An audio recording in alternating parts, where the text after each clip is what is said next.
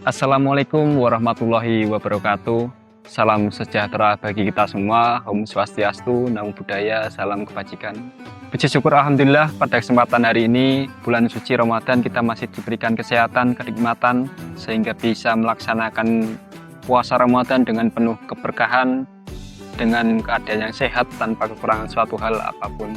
Sahabat Bawaslu yang saya cintai dimanapun berada, Ramadan adalah bulan pelatihan ataupun riyad, bahasa Arabnya begitu ya. Kita dilatih untuk jujur pada diri sendiri, pada orang lain, walaupun memang tidak ada yang mengawasi ataupun melihat. Nah, pertanyaannya adalah apakah ketika kita jujur itu kita bisa implementasikan terhadap demokrasi kita hari ini.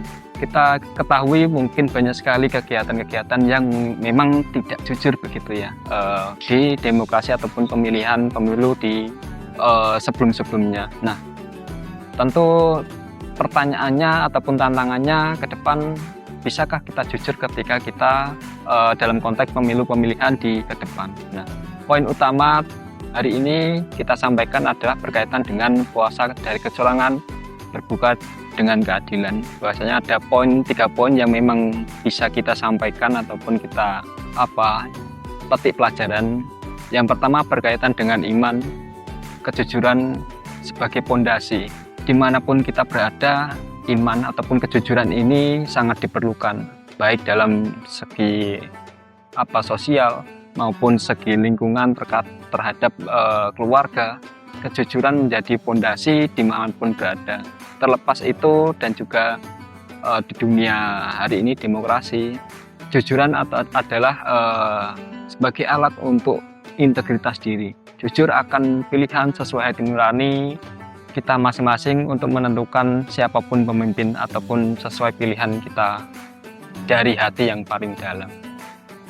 Sesuai dengan hadis riwayat Muslim bahwasanya barang siapa yang menipu, maka ia bukan golongan kami. Yang kedua adalah tabayun.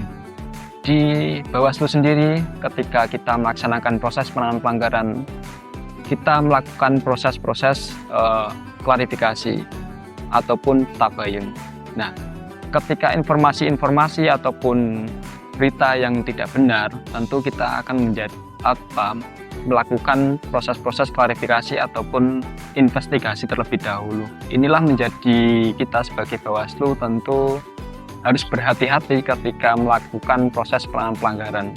Tidak hanya asal menentukan oh ini benar, oh ini salah begitu. Artinya ada proses yang harus kita lakukan.